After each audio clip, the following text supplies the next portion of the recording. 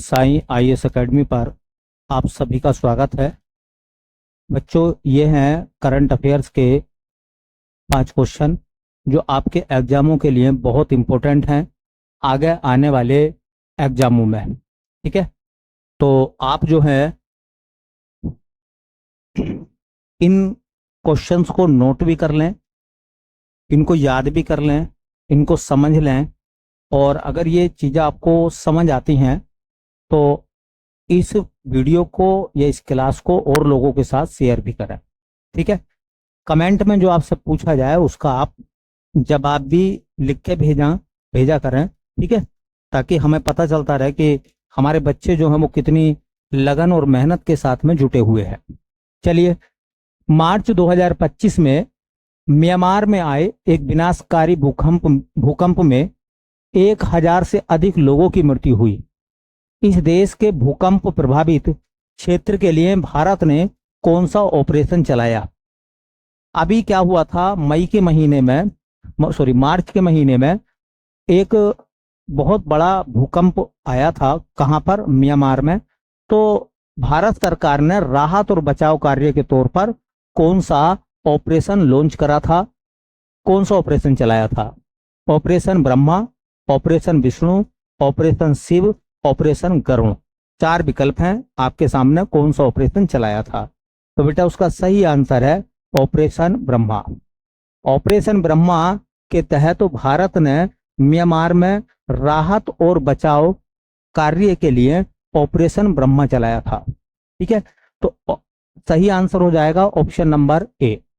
चलिए, कुछ जानकारी मैं आपको बता देता हूं इस ऑपरेशन के संबंध में।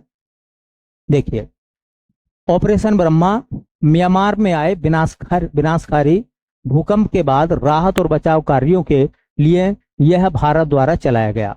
तो म्यांमार में जो मार्च 2025 में भूकंप आया था, तो भारत ने म्यांमार में राहत और बचाव कार्य के लिए क्या चलाया था? ऑपरेशन ब्रह्मा चलाया था। कहां? म्यांमार में। भारतीय वायुसेना का C-130 विमान कहां से इसने उड़ान भरी थी? तो हिंडन एयरबेस से। और कहां के लिए? यांगून के लिए। हिंडन एयरबेस जो है गाजियाबाद यूपी में है, और यांगून कहां है? म्यांमार में है। राहत और बचाव कार्य लेकर भारतीय वायुसेना का विमान C-130 गया था। कहां से गया था? तो हिंडन एयरबेस से। ऑपरेशन ब्रह्मा को भारत सरकार के द्वारा किस देश में चलाया गया था? तो म्यांमार में। क्यों चलाया गया था? क्योंकि वहां पर भूकंप आया था। तो राहत और बचाव कार्य जिनमें दवाइयां भी थी और जिनमें दवाइयों के साथ साथ जो है वो बाकी हेल्प की चीजें भी थी। ठीक है, चलते हैं आज के दूसरे सवाल पर। कह रहे हैं 2025-26 के लिए महात्मा गांधी राष्ट्रीय ग्रामीण रोजगार गारंटी योजना के तहत उत्तर प्रदेश में मजदूरी दर कितनी है? 2025-26 के लिए उत्तर प्रदेश में कितनी मजदूरी दर है? ऑप्शन है 400 रुपये, 237 रुपये, 310 रुपये, 252 रुपये। तो कितनी मजदूरी दर है यूपी में? कितनी है? 252 रुपये हो गए हैं। अब कितने हो गए हैं? 252 रुपये हो गए हैं। मनरेगा के तहत 2025-26 के लिए मनरेगा की जो मजदूरी दर है वो कितनी दी जाएगी? 252 रुपये यूपी में। इतनी ही उत्तराखंड में है। उत्तराखंड में भी इतनी हो गई है। ये टेबल थोड़ा सा देख लें। ये टेबल जो है वो आपके लिए बहुत इंपॉर्टेंट है। ये टेबल बहुत इंपॉर्टेंट है, इसको एक बार आप नोट कर लें। राज्य का नाम 2024-25 में मजदूरी कितनी थी, 2025-26 में मनरेगा की मजदूरी कितनी हो जाएगी, और कितने रुपए की वृद्धि हुई है, ये भी सवाल आ सकता है। तो देखिए, हरियाणा में 2024-25 में 374 रुपये मिलते थे। अब हरियाणा में 400 रुपये मिला करेंगे। इसका मतलब ये समझिए, सवाल ऐसा आ सकता है कि मनरेगा की सर्वाधिक मजदूरी दर किस राज्य में है? हरियाणा में 400 रुपये हो गए हैं। मनरेगा के मजदूरों की प्रतिदिन की दिहाड़ी 400 रुपये होगी। 28 रुपये 26 रुपये इसमें बढ़ गए हैं। यूपी के अंदर पहला 237 रुपये थे, अब बढ़कर कितने हो गए? 252 रुपये दिए जाएंगे। ये वृद्धि जरूर याद रखें, कितने रुपए की वृद्धि हुई है? 2024-25 से 2025-26 में मनरेगा के तहत यूपी में मजदूरी दर कितनी बढ़ गई है? 15 रुपए। उत्तराखंड में भी पहला 237 रुपए दिए जाते थे 2024-25 में, अब 2025-26 में 252 रुपए दिए जाएंगे। और उत्तराखंड में भी कितने रुपए की वृद्धि हुई है? 15 रुपए की। सबसे ज्यादा मनरेगा मजदूरी दर कहाँ है? हरियाणा में। मनरेगा का खर्च जो है वो केंद्र और राज्य दोनों मिलकर देते हैं। 75% केंद्र देता है और 25% राज्य सरकार देता है। ठीक है, तो थोड़ा सा ये जरूर याद रखें, बहुत अच्छा सवाल बनेगा, एग्जाम में पूछा जाने लायक सवाल है। भारत और किस देश की सेनाओं के बीच में संयुक्त युद्ध अभ्यास टाइगर ट्रायम्फ पूर्वी समुद्री तट पर आयोजित किया गया? एक युद्ध अभ्यास हुआ है जिसका नाम है टाइगर ट्रायम्फ। टाइगर ट्रायम्फ युद्ध अभ्यास हुआ है। हाँ, भारत का किस देश की सेना के साथ है? भारत और किस देश की सेना ने इसमें हिस्सा लिया है? चाइना, रूस, अमेरिका और जापान। तो एक युद्ध अभ्यास है, इसका नाम क्या है भैया? जिसका नाम है टाइगर ट्रायम्फ। तो उस युद्ध अभ्यास को भारत और किस देश की सेना ने चलाया है, युद्ध अभ्यास किया है? तो उसका नाम हो जाएगा USA, United state of America, America की सेना के बीच। ठीक है, बस इतना भी याद रख लोगे तो काम हो जाएगा। हाँ, टाइगर ट्रायम्फ एक युद्ध अभ्यास है, किसके बीच में हुआ है? तो भारत और अमेरिका के। डिटेल ये है इसकी जानकारी, अगर और आप ज्यादा चाहते हैं तो संयुक्त युद्ध अभ्यास, संयुक्त अभ्यास का नाम है टाइगर ट्रायम्फ। टाइगर ट्रायम्फ कब से कब तक हुआ है? तो 1 से 13 अप्रैल 2025 को।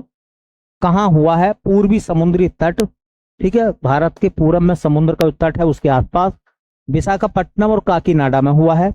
ठीक है, दोनों आंध्र प्रदेश में आते हैं। कौन सा संस्करण है? चौथा है। किस किस देश के बीच में हुआ है? तो भारत और अमेरिका। बस इतना याद रखें, टाइगर ट्रायम्फ एक सैन्य युद्ध अभ्यास है जो भारत और अमेरिका के बीच में हुआ है।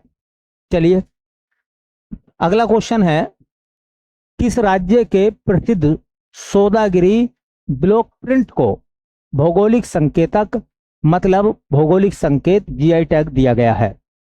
सवाल ये पूछा जाएगा इस तरीके से कि एक सौदागिरी ब्लॉक प्रिंट है, सौदागिरी ब्लॉक प्रिंट है, तो ये किस राज्य की प्रिंटेड मतलब कढ़ाई या प्रिंट है जिसको जीआई टैग दिया गया है?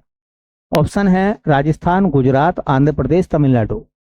अभी जीआई टैग मिला है, तो कहाँ का है वो? गुजरात, अहमदाबाद का।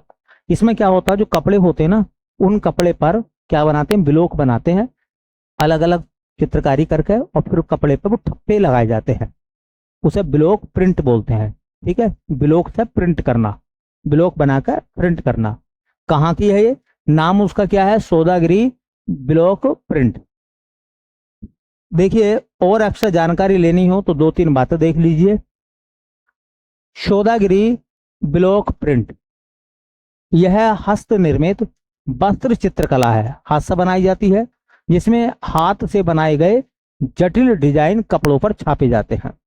पहले हाथ से डिजाइन बनाते हैं और फिर उन्हें कपड़ों पर छापा जाता है। नाम उसका क्या है? नाम ही याद रखना, देखो, सौदागरी ब्लॉक प्रिंट। कहाँ का है? गुजरात, अहमदाबाद में ये काम होता है। और कहते हैं छिपा या खिदा समुदाय जो है वो इस काम को करता है, तो छिपियों का काम ही होता है प्रिंट करना। ठीक है, चलिए, आज का आखिरी सवाल है, 5वां और आखिरी सवाल।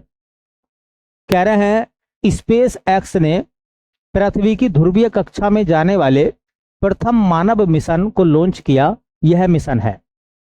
मतलब पृथ्वी की ध्रुवीय कक्षा में एक मानव मिशन भेजा है स्पेस एक्स ने, उसका नाम क्या है ये पूछ रहे हैं।